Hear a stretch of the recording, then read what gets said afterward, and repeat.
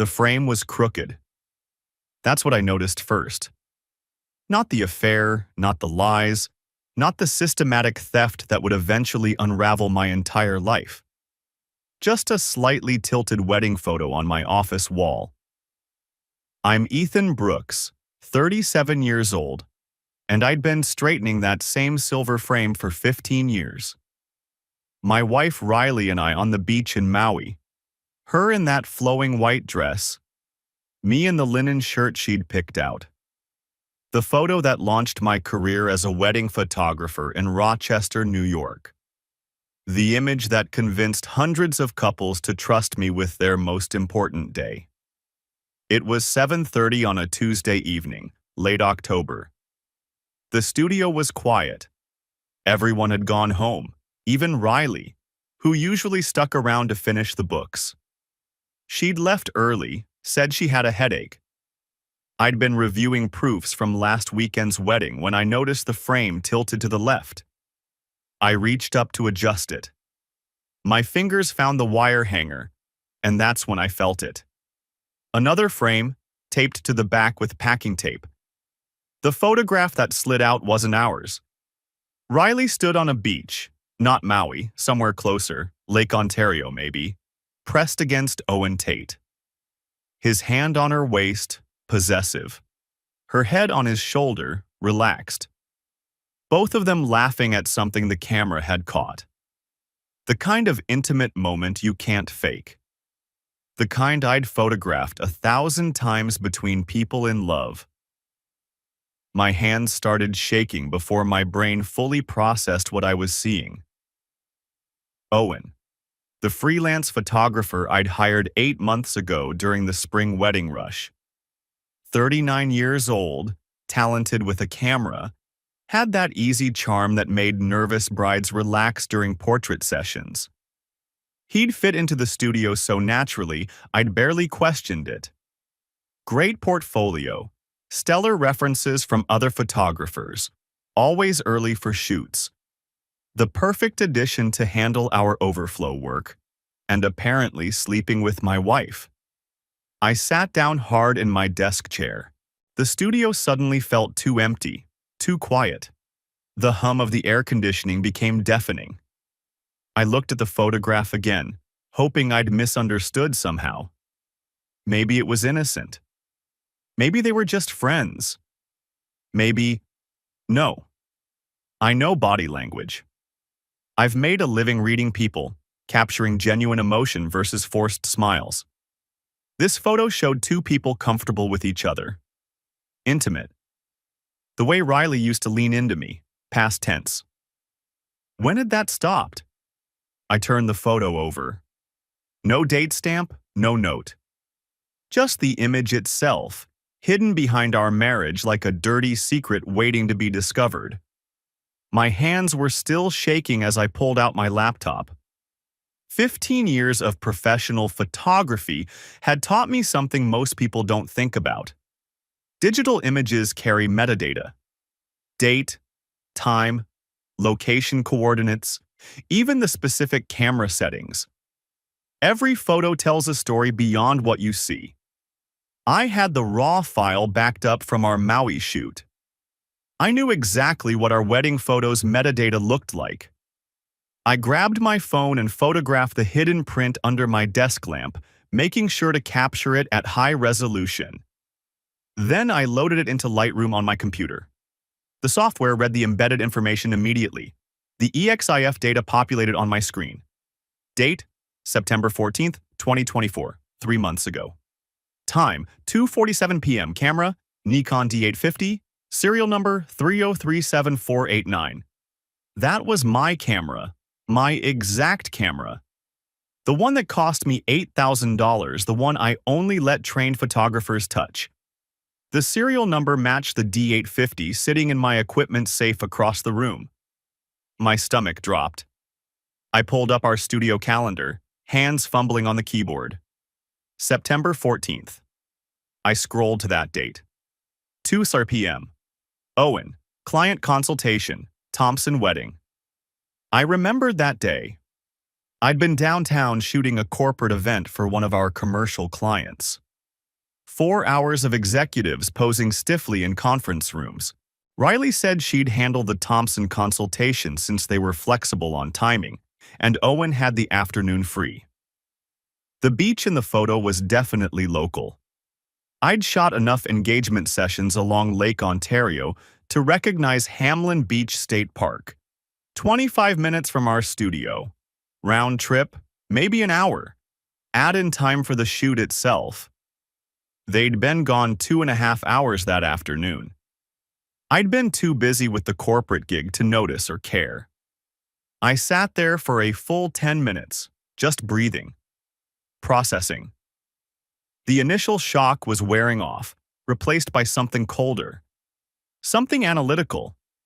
If they'd been stupid enough to use my camera, what else had they been stupid about? I opened our studio server. Every photograph we'd taken in the past 8 months was backed up here.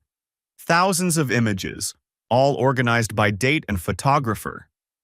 I filtered for Owen's work specifically, sorted chronologically, and started scrolling through his assigned shoots. The pattern emerged quickly. Too quickly. Every 3 or 4 weeks, Owen would book a client consultation during times when I wasn't in the studio. The appointments appeared on our calendar, looked legitimate at first glance. But when I started cross-referencing the couple's names with our actual client database, half of them didn't exist in our system. No contracts, no deposit records, no follow-up bookings. Just scheduled consultation times that went nowhere. My heart started beating faster. This wasn't just about an affair. I pulled up our financial software. QuickBooks, password protected, but Riley handled all the deposits and contracts. Her login credentials were saved on the office computer for convenience. I logged in with her information and searched for Thompson Wedding. There it was. A $4,500 deposit paid September 12th via check. Full wedding photography coverage, engagement shoot, albums, wall prints, digital files. Our standard platinum package, except we'd never delivered any photos. I searched Thompson in our completed deliveries folder. Nothing. I checked our upcoming wedding schedule for the next 6 months. No Thompson wedding booked. $4,500 just gone. Or rather, deposited into our business account and then, where? I dug deeper into QuickBooks. The Thompson deposit had been moved to a separate account I'd never seen before. An account titled Marketing Development Fund. What the hell was a marketing development fund? I clicked through the transaction history. The account had been opened 6 months ago by Riley, and it had 13 separate deposits, all from different couples, all for photography packages. I started a spreadsheet documenting every transaction. Thompson wedding, $4,500. Jeffries. Wedding, $6,200. Patterson. Wedding, $50. Wright. Wedding, $3,900 on and on. 13 couples.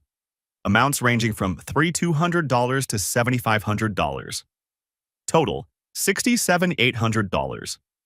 $67,800 in deposits for weddings that didn't exist in our delivery system. I checked the dates. All within the past 8 months. All during times when Owen had client consultations scheduled. My phone buzzed. Riley. Hey babe, I'm grabbing Chinese from that place on East Avenue. Want your usual Kung Pao chicken? Her voice sounded normal. Cheerful. Like she hadn't spent the afternoon 3 months ago on a beach with another man while I photographed people in conference rooms. Yeah, I said, keeping my voice steady. The usual. Be home in 40, love you. She hung up before I could respond. Love you. I stared at my phone. Then at the spreadsheet showing $67,000 in fraudulent deposits. Then at the hidden photograph. How long had this been going on? 6 months? 8 months? The entire time Owen had worked here? I pulled up our client database and started looking at the actual information we collected from couples. Names, addresses, phone numbers, social security numbers for the financing contracts we offered. Bank account information for people who paid in installments. Everything a person would need to steal someone's identity. My hands were steady now. The shock had burned away, replaced by cold clarity. This wasn't just an affair, this was fraud. Systematic, calculated fraud. And my wife was helping him do it. I saved everything to a flash drive. Screenshots of the fake accounts, the suspicious transactions, the non-existent weddings. Then I backed it all up to my personal cloud storage. 40 minutes later, Riley came through the door carrying plastic bags from Golden Palace. The smell of Kung Pao chicken filled the studio. Under normal circumstances, my stomach would have growled. Now I felt nothing. "Hey," she said, setting the bags on the conference table. "Why are you still here? I thought you'd be home already." "I noticed something," I said, gesturing to my desk. "Found this behind our wedding photo." She walked over, still smiling, and picked up the hidden photograph. Her face went completely white. "Ethan." "Sit down, Riley." The smile vanished. "It's not what it looks like."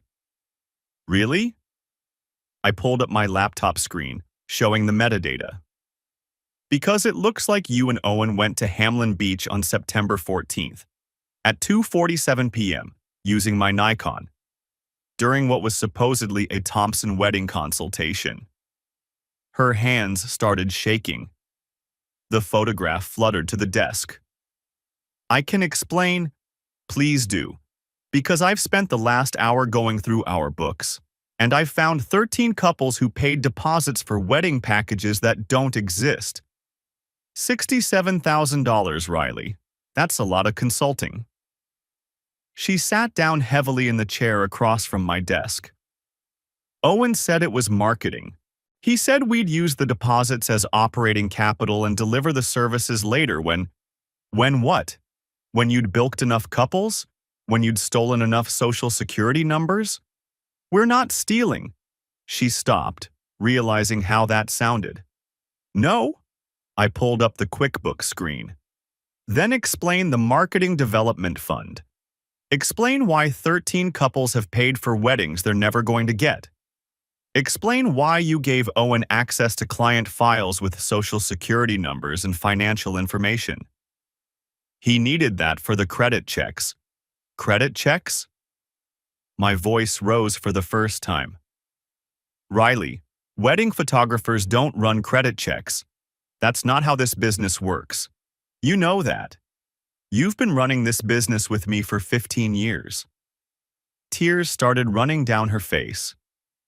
"He said it was a new service. Pre-qualified financing packages.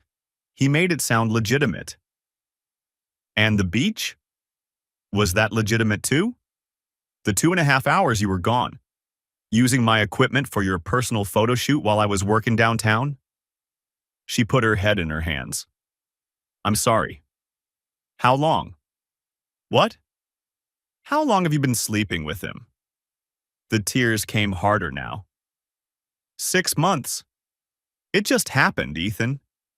You were always working, always busy, and Owen was charming and attentive, and I was building the business you're now using to steal from clients." "Got it." "I didn't know we were stealing. Owen told me everything was legitimate. The marketing fund, the deposits, all of it. He said it was innovative business strategy." I stared at her. My wife of 15 years. The woman who'd helped me build this studio from a spare bedroom to a professional operation with 3 employees. The woman I'd trusted with everything, my business, my heart, my entire life. "Do you actually believe that?" I asked quietly. "Do you honestly believe that collecting deposits for non-existent weddings is innovative business strategy?" She didn't answer. I need you to tell me exactly what information you gave him. Ethan. Exactly. What? Information. Her voice was barely a whisper. Names, addresses, phone numbers, social security numbers for the financing applications, bank information for the installment payments. Everything. She'd given him everything. Pack a bag, I said. You're staying at your sister's tonight. Ethan, please, we can work through this. Pack a bag right now. She stood up slowly, wiping her eyes. Can we at least talk about this? There's nothing to talk about. You've been sleeping with my employee for 6 months. You've helped him steal $67,000 from couples who trusted us to photograph their weddings. You've compromised client data that could lead to identity theft. We're done talking. What about the studio? What about us? The studio is mine. I built it. And there is no us anymore. You made sure of that. She left 20 minutes later with a hastily packed overnight bag. I didn't watch her go. The Chinese food sat untouched on the conference table, getting cold. I went back to my desk and kept digging. By 3 a.m., I had a complete picture of Owen's operation. And it was worse than I'd thought. The marketing development fund Riley had set up was just the beginning. Owen had convinced her to route deposits through this separate account, claiming it would make the bookkeeping easier for his innovative pre-qualified financing packages. The couples who paid these deposits thought they were booking legitimate wedding photography. They'd received contracts. I found copies filed in Owen's desk drawer that looked exactly like our standard agreements. Official letterhead, my signature, forged. Everything seemed legitimate. But the bookings never made it into our actual scheduling system. Owen would collect the deposit, file the contract in his personal drawer instead of our main filing cabinet, and the couple would wait for their engagement shoot or wedding day that would never come. How had nobody complained yet? I pulled up the timeline. The earliest fake booking was from February 8 months ago. The Thompson wedding was supposedly scheduled for next June. Most of the couples hadn't reached their wedding dates yet. They were still in the planning phase, thinking everything was on track. But in 2 months, when the first couple, the Jeffries wedding in January, didn't receive their engagement photos, people would start asking questions. Owen had planned to be long gone by then. I grabbed my phone and called Jake Martinez. We'd been friends for years, both wedding photographers in the Rochester area. Jake answered on the third ring, voice groggy. Ethan, it's 3 a.m, man. What's wrong? Jake, I need to ask you something. Did Owen Tate ever work for you? A long pause. Yeah, about 18 months ago. Why? Did you have any problems? Missing deposits? Couples who never got their photos? The pause stretched longer. How did you know? My stomach sank. How much? 43,000, 7 couples. I thought I was just being sloppy with my bookkeeping. You know how crazy wedding season gets. But then my accountant caught it during tax prep. By the time I realized what happened, Owen had moved on. Said he was relocating to Buffalo for family reasons. Did you go to the police? I couldn't prove anything. No paper trail, no evidence of intent. Just missing money and my word against his. I ate the loss myself, paid back all 7 couples out of my own pocket. Easier than a lawsuit that would destroy my reputation. Jesus, Jake. What happened to you? Same thing, except he's been sleeping with my wife and she gave him access to our entire client database. Social security numbers, financial information, everything. Holy, Ethan, I'm so sorry. Don't be. Just tell me something. Did Owen seduce anyone in your business? Your partner? Your spouse? Another pause. My husband. Marcus handled our bookkeeping. Owen convinced him the missing deposits were part of some new marketing system. Marcus believed him because Owen paid attention to him in ways I couldn't during busy season. So it's a pattern. Looks like it. I thanked Jake and hung up. Then I started calling every wedding photographer I knew in upstate New York. By dawn, I'd found 2 more victims. Marcus Williams, a Syracuse photographer, $51,000 stolen, 11 couples. Owen had worked there 2 years ago. Jennifer Reyes from Buffalo, $38,000 stolen, 9 couples. Owen had been there 3 years ago. Same pattern every time. Owen would get hired during wedding season. He'd seduce whoever handled the business finances, always a spouse or partner. He'd create fake bookings and collect deposits. The business partner would help, thinking it was legitimate. By the time anyone realized what happened, Owen had moved to the next city, the next studio, the next victim. I sat there in my studio as the sun came up, looking at my notes. 4 photography studios, 89 couples total, $340,000 in fraudulent deposits, and identity theft documentation on every single one of them. Owen Tate wasn't just a photographer having an affair with my wife. He was a professional con artist who'd been running this scam for at least 3 years. And this time, he'd made a mistake. He'd stayed too long. He was still working at my studio, still running his operation, still thinking he could get away with it. I picked up my phone and called my lawyer. David Park had been my friend since college, now a successful attorney in Rochester.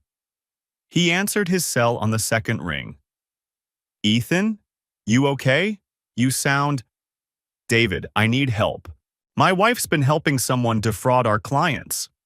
"Slow down. Start from the beginning." I told him everything. The hidden photo, the metadata, the fake accounts, the other photographers Owen had targeted. David listened without interrupting, and I could hear him taking notes. "Okay," he said when I finished. "This is serious.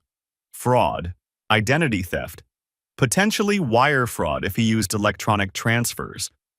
You need to document everything. Every transaction, every conversation, every piece of evidence. Don't confront Owen yet. We need to build a case that's absolutely airtight." "What about Riley?" "That's complicated. She's your wife and your business partner. If she knowingly participated in fraud, she's facing criminal charges. But if Owen manipulated her, made her genuinely believe this was legitimate business, that changes things. She gave him social security numbers, David, client financial information. How could she think that was legitimate?" I know it sounds bad, but juries are sympathetic to manipulation, especially in romantic relationships. Did she profit directly from the fraud?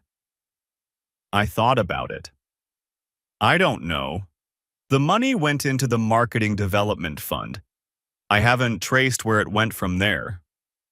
Trace it. Find out if Riley benefited financially. That'll make a huge difference in how this plays out. You think I should try to protect her? I think you need to decide what you want. Justice against Owen? Protection for your business? Revenge on Riley? Figure that out, because the decisions you make now will affect everything. I hung up and went back to the financial records. Following the money took another 3 hours, but eventually I found the trail. The Marketing Development Fund had one authorized user, Owen Tate. Every deposit that went in came out within 48 hours, transferred to Owen's personal account. From there, the money disappeared. Probably cash withdrawals or purchases that couldn't be traced. Riley hadn't benefited financially. She'd just been stupid enough to give Owen the access he needed. Did that make it better? Did that excuse anything? I didn't know. And I was too tired to figure it out. I went home, took a shower, and tried to sleep. My brain wouldn't shut off. Around noon, my phone rang. Riley. I stared at her name on the screen for 5 rings before answering. What? Ethan, please, I know I messed up. I know I hurt you. But we need to talk about this. 15 years of marriage has to count for something. You didn't mess up, Riley. Forgetting to deposit a check is a mess up. Getting a speeding ticket is a mess up. Sleeping with my employee while helping him steal from people who trusted us? That's not a mess up. That's a choice. Multiple choices, made over 6 months. I didn't know what he was doing. You gave him social security numbers. You set up a separate account so he could hide the money. What exactly did you think was happening? Silence. That's what I thought, I said. Are you filing for divorce? What do you think? Ethan. I have work to do. 89 couples who need to be warned that their personal information might be compromised. Deposits that need to be traced and recovered. A criminal investigation to coordinate. Don't call me again unless it's about that. I hung up and started working. The next week was hell. I kept the studio running normally while quietly investigating every aspect of Owen's operation. I couldn't let him know I was onto him. Not until I had evidence that would stand up in court. Owen came to work like nothing was wrong. Charming, talented, helpful. He'd show up on time, edit photos beautifully, make clients laugh during portrait sessions. I wanted to throw him through the wall every time he smiled. Instead, I smiled back and assigned him editing work that kept him away from the booking system. Riley kept calling. I stopped answering. David was coordinating with Detective Maria Santos from Rochester PD's Financial Crimes Division. We needed to present a complete case before moving against Owen. If we arrest him too early, Santos explained during a meeting at David's office, his lawyer will poke holes in the evidence. But if we wait too long, he might disappear. We need the timing to be perfect. How long? Another 2 weeks, maybe 3. I need to interview the other victims, gather banking records, build the timeline. Can you keep him working without arousing suspicion? I can do anything for 3 weeks if it means putting him in prison. Santos studied me. Mr. Brooks, I need to ask about your wife. What about her? How involved was she in the fraud? She gave him access to everything. Client information, financial systems, social security numbers. Did she know it was fraud? She claims Owen told her it was legitimate business strategy. Do you believe her? I thought about Riley. 15 years of marriage. Building the business together from nothing. The way she'd cry at weddings when the couple exchanged vows. Her laugh. Her dedication. Everything I'd loved about her. And then 6 months of lies. 6 months of betrayal. 6 months of her choosing him over me, over our clients, over everything we'd built. No, I said. I don't believe her. Santos leaned forward. Mr. Brooks, I understand you're angry, but I need you to think carefully about this. If your wife was genuinely manipulated, if Owen convinced her this was legitimate, then she's a victim too. We could potentially work with her as a witness against Owen instead of charging her as an accomplice. Why would I want to protect her? Because it might be the right thing to do, and because it would make the case against Owen stronger. A manipulated spouse makes a sympathetic witness. A co-conspirator makes the whole case look like a domestic dispute. This isn't a domestic dispute. This is systematic fraud. I know, but juries see what they see. Help me understand. Did Riley directly profit from any of this? No. Owen controlled all the money. Did she actively recruit victims? Did she create the fake contracts? Did she plan the operation? No, she just gave him access.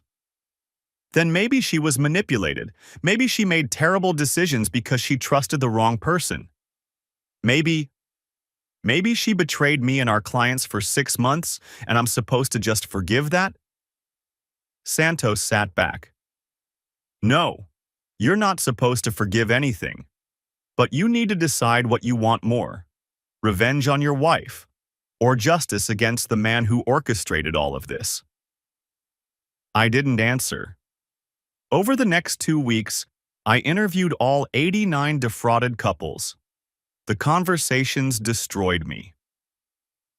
Mr. Brooks, this is Sarah Thompson. I've been trying to reach Owen about our engagement photos for weeks now. Mrs. Thompson, I need to ask you something. Did you pay a deposit for wedding photography? Yes, $4,500 back in September. Owen said he'd have our engagement shoot scheduled by October, but every time I call, he says he's waiting on permits or weather or… Mrs. Thompson, I'm very sorry to tell you this. Owen Tate has been running a fraud operation out of my studio. Your deposit was never processed for legitimate services. The silence on the other end of the line lasted forever. What? I had that conversation 89 times. Some people cried, some screamed, some threatened lawsuits. All of them had trusted Owen because he worked for my reputable studio. My 15-year reputation was disintegrating. One couple, the Jeffreys, had taken out a loan to afford their dream wedding package. We borrowed $8,000, Mrs. Jeffreys sobbed. Our wedding is in 2 months. We've been making payments on that loan for 6 months now. We don't have money for another photographer. We have nothing. Mrs. Jeffreys, I'm going to make this right. I promise you. Whatever it takes. How? The money's gone. Our wedding is ruined. How are you going to fix this? I didn't have an answer. Not yet. But I was working on one. Meanwhile, Santos and David were building the criminal case: bank records, contract forgeries, victim testimonies. The evidence was overwhelming. And then I found the storage unit. Owen had been sloppy, left a receipt in his desk drawer during one of my late-night searches. A monthly payment to Easy Store facility in Henrietta, a suburb 20 minutes south of Rochester. The receipt had a unit number but no key. I spent 3 hours carefully going through every drawer in Owen's desk until I found it, taped under the bottom drawer. I called Jake Martinez. I need backup for something that might be stupid. How stupid? Breaking and entering stupid. Maybe. I'm in. We drove to the storage facility that Saturday afternoon when Owen was shooting a real wedding across town. The key opened Unit 247. Inside was everything we needed to prove intent. Cheap photography equipment, the kind you'd use for quick, low-quality engagement shoots that would never be delivered. Backdrops, lighting, props, everything you'd need to fake a professional operation. And files. Dozens of manila folders, each labeled with a couple's name. I opened the Thompson folder with shaking hands. Inside were photocopies of driver's licenses, social security cards, credit card applications. Everything you'd need to steal someone's identity. He's not just taking their deposits, Jake whispered. He's stealing their entire identities. I photographed everything. Every folder, every document, every piece of equipment. Then I called Santos. Detective, I found something you need to see. She met us at the facility 20 minutes later with 2 other officers and a warrant. How did you know about this? She asked. Found a receipt. Got lucky. She looked at me skeptically but didn't push. Lucky indeed. The storage unit was processed as evidence. 89 folders containing identity theft materials, equipment for faking photography services, financial records showing where the money had gone, offshore accounts, cash withdrawals, luxury purchases. Owen Tate had stolen $340,000 over 3 years and spent it on cars, vacations, expensive watches. Living the high life while couples went into debt for weddings they'd never receive. "We have enough," Santos said, "but I want to catch him in the act. One more fraud attempt with clear intent. Can you set something up?" "What do you need?" "A sting? Fake couple, big deposit, recorded conversation. Once he attempts to collect fraudulent payment with clear knowledge of what he's doing, we arrest him. Clean, simple, prosecutable." I smiled for the first time in 2 weeks. I can do that. The next day, I called Owen into my office. "Hey, I've got a potential client. Major wedding, huge budget. Couple came by when you were out. They specifically asked for you. Said they saw your work on our website." Owen's eyes lit up. "Yeah? What's their timeline?" "June wedding, big budget, around 30,000 total. They want to move fast though. Can you meet with them this Friday?" "Absolutely. What's the couple's name?" "Brian and Michelle Lawson. Young professionals, got money to spend, want the premium package with everything. I'll pull together some options." "Great." I told them 3 o'clock Friday, conference room. Owen nodded, already mentally spending that commission. Friday afternoon, I watched from my office as Brian and Michelle, two undercover officers who looked exactly like excited young professionals, arrived right on time. I'd wired the consultation room with audio equipment the night before. Santos and her team were parked in unmarked cars outside. The consultation started normally. Owen showed them portfolio pieces, explained our packages, made them laugh with stories from past weddings. He was good at this. That's what made him so dangerous. "So we're thinking ceremony at the Memorial Art Gallery," fake Michelle said, playing her part perfectly. "Reception at the Strathallan. We want every moment documented. Our friends all said you're the best." "That's very kind." Owen pulled out his tablet, where he'd created fake package options that existed nowhere in our actual system. "I've got several options that would work beautifully for your vision. This premium package includes full-day coverage, engagement shoot, 2 photographers, custom albums, wall art, and digital files. Normally $18,000, but I can offer it for $15 if you book today." "15 still over our budget," fake Brian said. "Is there any flexibility?" Owen leaned in. I could see it on the monitor I'd set up in my office. The conspiratorial tone. The special deal. "Okay, here's what I can do. If you pay the full deposit today, let's say $12,000, I'll lock in the June date and throw in a free second photographer and upgraded albums.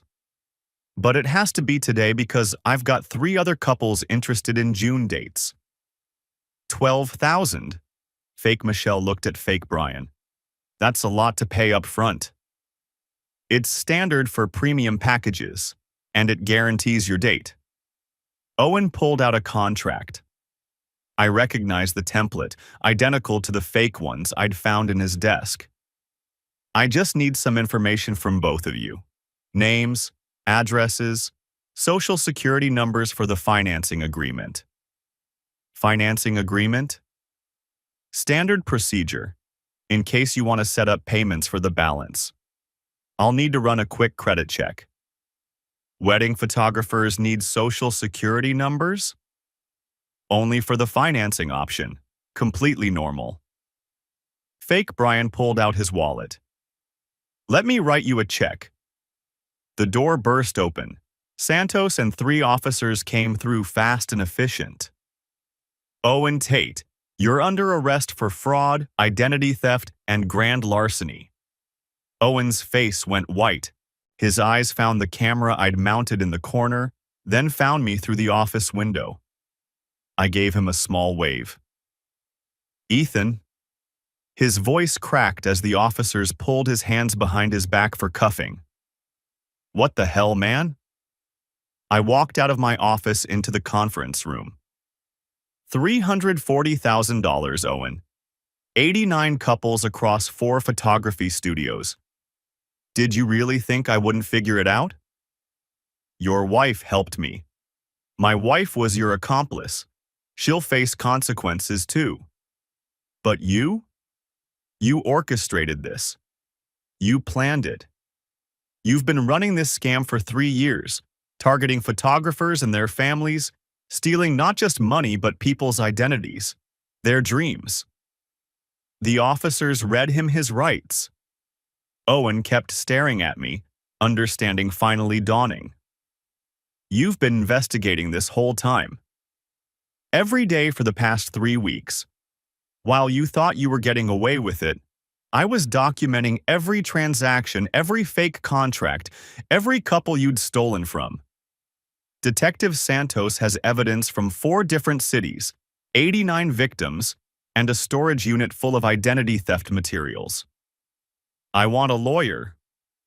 You're going to need one. They took him away. I stood there in my studio, surrounded by photos of happy couples on the walls, and felt absolutely nothing.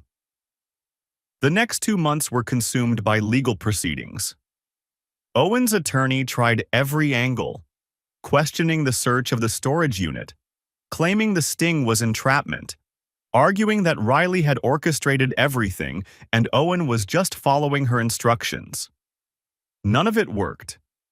The evidence was overwhelming. Pattern fraud across 4 studios in 3 years. 89 defrauded couples. Identity theft materials for every single victim. Bank records showing Owen controlled all the money. Testimonies from Jake, Marcus, and Jennifer about identical scams at their studios. The DA wasn't interested in deals. Riley hired her own lawyer. Santos offered her a choice: cooperate fully as a witness against Owen, or face the same charges as a co-conspirator. She cooperated. It turned out Owen had run variations of this scam across upstate New York for 5 years, not 3. Riley was just the latest in a series of business partners he'd seduced and manipulated. Most had been too embarrassed to press charges.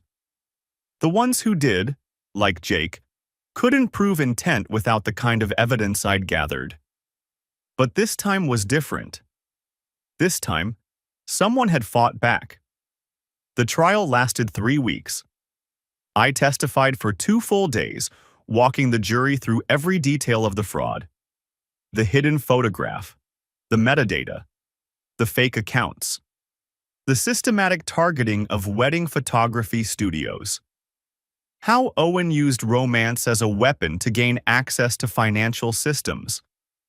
How he created elaborate fake consultations and contracts. How he stole not just deposits, but complete identity information from couples planning the most important day of their lives. Riley testified too, explaining how Owen had convinced her the fraudulent deposits were legitimate business strategies. He made it sound so reasonable, she said from the witness stand, crying. He said collecting deposits early would help with cash flow, that the credit checks were for new financing packages. I believed him because I loved him, because I trusted him. By the time I realized what was really happening, I didn't know how to stop it without destroying everything. I sat in the gallery and listened to my wife explain how she'd fallen in love with the man who'd systematically destroyed our business. Did I believe her? Did it matter? The jury deliberated for 8 hours. Guilty on all counts. Owen Tate was sentenced to 4 years in state prison. $340,000 in restitution to be paid to victims.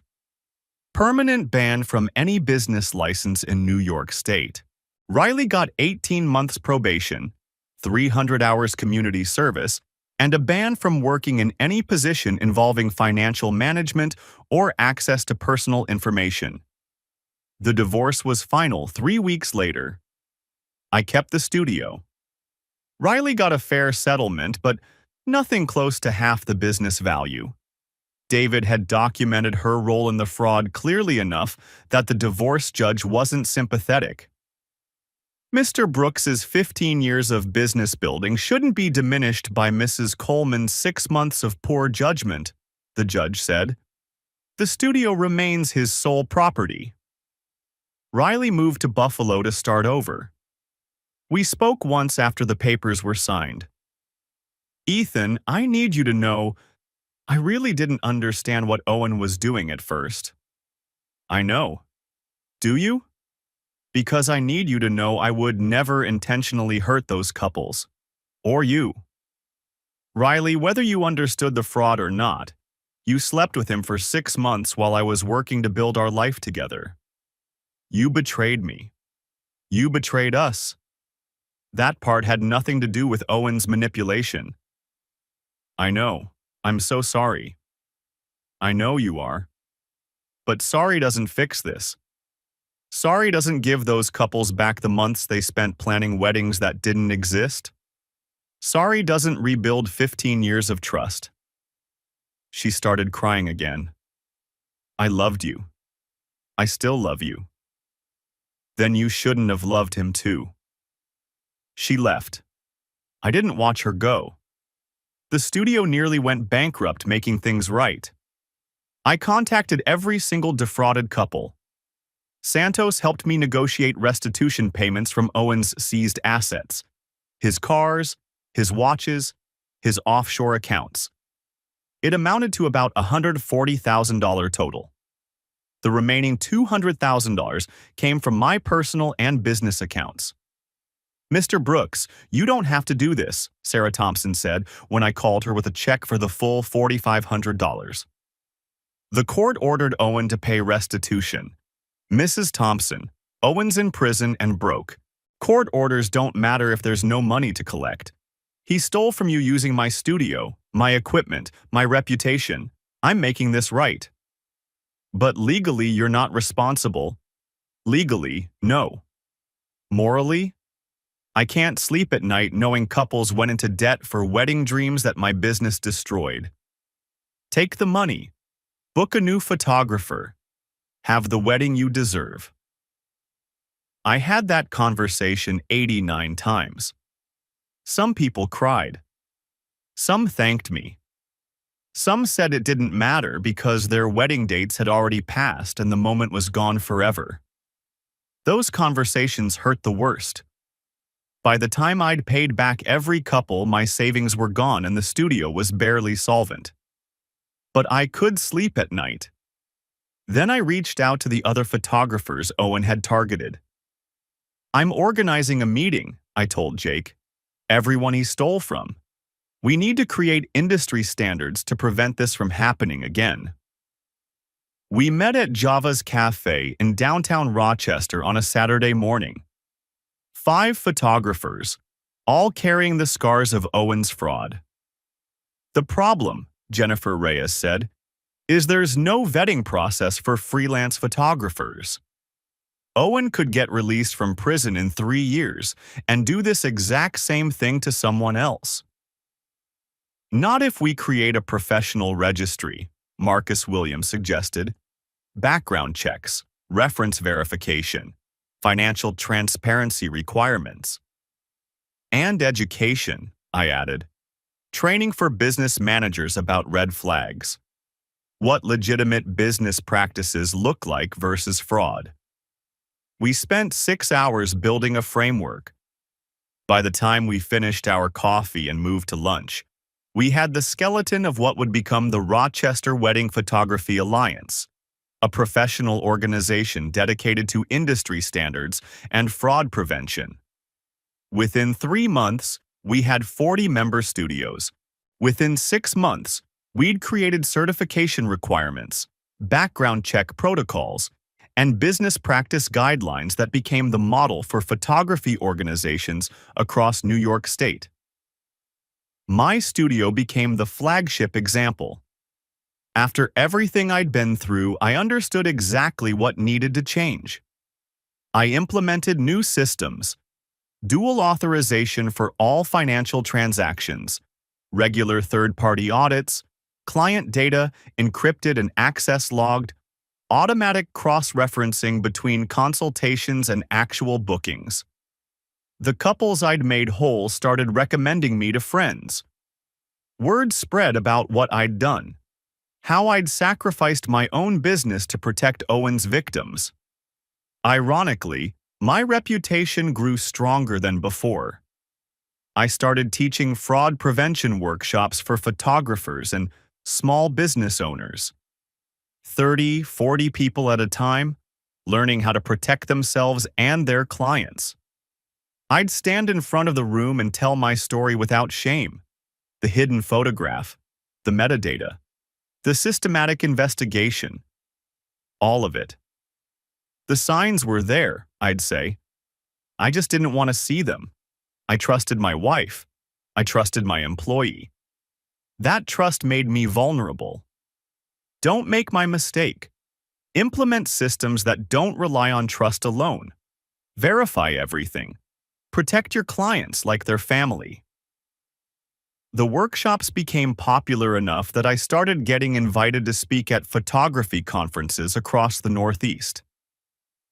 6 months after the divorce, I met Jennifer Walsh at a bridal expo in Syracuse.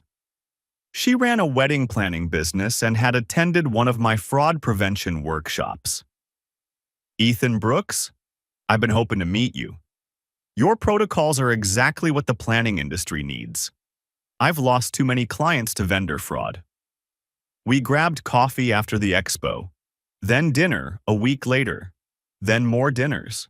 Jennifer was 35, sharp-eyed, with dark hair, and a directness I appreciated after 6 months of legal proceedings and depositions. She also had her own scar story. Florist disappeared with deposits from 8 of my clients 3 years ago, she said over Thai food. $30,000 just gone. I made everyone whole out of my own pocket because that's what you do when someone trusts you with their wedding day. You didn't have to do that. Neither did you. But we both did. Because reputation matters. Because doing the right thing matters.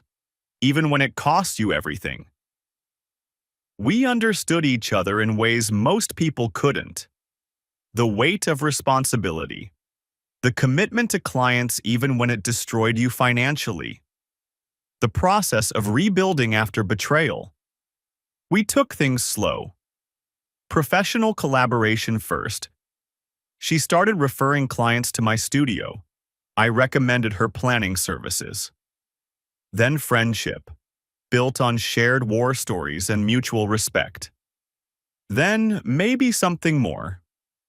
8 months after Owen's sentencing, Sarah and Michael Thompson rebooked their wedding photography with me. "We trust you, Mr. Brooks," Sarah said during our consultation meeting. "You could have walked away from this whole mess. You chose to make things right, even though it cost you everything. That means something." Their wedding was in late June, a beautiful ceremony at the Memorial Art Gallery followed by a reception at the Strathallan. The same venues they'd originally planned before Owen stole their deposit. I photographed every moment. Sarah's tears during the ceremony. Michael's laugh during toasts. Their first dance, backlit by golden sunset through the gallery windows. The joy and love and commitment that made this job meaningful. This was why I became a photographer. That night, editing their photos at the studio, I thought about the hidden photograph that had started everything. Riley and Owen on the beach, captured by my own camera. I'd destroyed that photo months ago, deleted it from my computer, threw away the print. I didn't need evidence of betrayal anymore. The fraud investigation was over. Owen was in prison. Riley was gone. All that remained was the work itself. My phone buzzed. Jennifer. Hey, I know you're probably drowning in editing, but I just booked a December wedding. Huge budget, destination ceremony at the Finger Lakes. They specifically requested you. Yeah? What's the couple's name? Derek and Amanda Rodriguez. They heard about what you did after the Owen situation. They said they want a photographer who values integrity as much as talent. I smiled. Tell them I'd be honored. Will do. Want to grab breakfast tomorrow? I'm meeting with a new caterer and could use your perspective on vendor contracts. Sounds good. 8 o'clock at Java's? Perfect. See you then. I hung up and went back to editing. Sarah and Michael's wedding photos were gorgeous, full of genuine emotion and careful composition. Exactly the kind of work I was proud to deliver. Outside my studio window, Rochester glowed in the summer twilight. Somewhere in this state, Owen Tate sat in a prison cell, paying for his crimes. Somewhere else, Riley was rebuilding her life, living with the consequences of her choices. And here I was, doing exactly what I'd always done. Capturing moments, building relationships, creating art. The difference now was that I knew exactly what I was protecting and why it mattered. I finished the Thompson wedding edit around midnight. 300 carefully curated photos documenting their perfect day. I'd deliver them next week, right on schedule, exactly as promised. This was the real work. Not the investigation, not the trial, not the revenge. Just me, my camera, and the responsibility of documenting people's most important moments. Owen had tried to corrupt that.